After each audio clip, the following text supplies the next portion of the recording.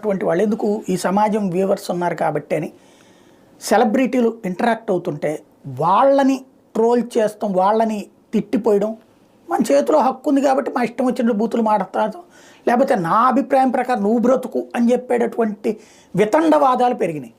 Jabardasth anchor Rashmi మొన్న ఈ అయోధ్యలో రామాలయం సందర్భంగా ప్రారంభోత్సవం సందర్భంగా ఒక ట్వీట్ చేసింది.